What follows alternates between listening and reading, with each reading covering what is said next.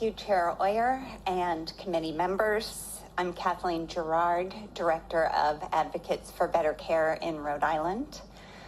When I sat before you here last year, I told you about my sweet husband, John, about his early onset Alzheimer's disease and the verbal abuse, humiliation, and ongoing neglect that he experienced at a well-rated Providence assisted living.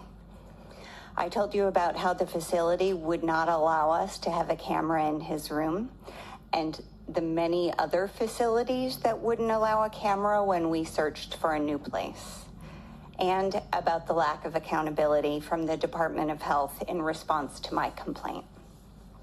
What I want to make clear now is that this bill is not for my husband, who died just over 2 years ago. This bill is for the residents in Burrillville and in Warwick who were victims of sexual assault by other residents in October and November. It's for the East Bay resident who went 7 hours before receiving treatment for 2 broken bones in September. The Smithfield resident on oxygen whose roommate started a fire in their room. And the countless residents who fall when no one is around and languish on the floor until the next person happens to come in for mealtime.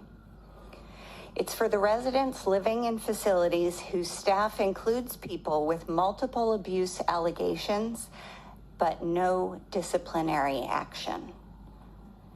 It's for the more than 10,000 residents in long-term care in Rhode Island, roughly half of whom are living with dementia, and their loved ones who lay awake at night worrying about their care and condition, powerless to do anything to know what's really happening with their loved ones. The systemic solutions to our care crisis are going to take years to enact and implement, and one very easy way to supplement real reform in the interim is by empowering residents and their family advocates to monitor their care and condition and hold facilities accountable. In my conversations with legislators and stakeholders in some of the 20 other states where similar legislation has been enacted, they report only positive outcomes. I have a sheaf of articles about that to submit if you are interested.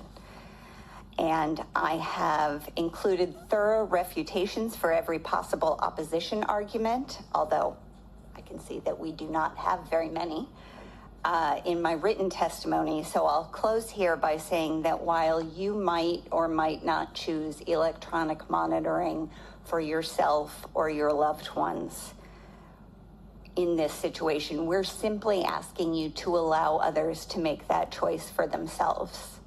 We urge you to support the Resident Rights Camera Bill, and I'm glad to take any questions that you have. Thank you. Are there any comments or questions for the witness?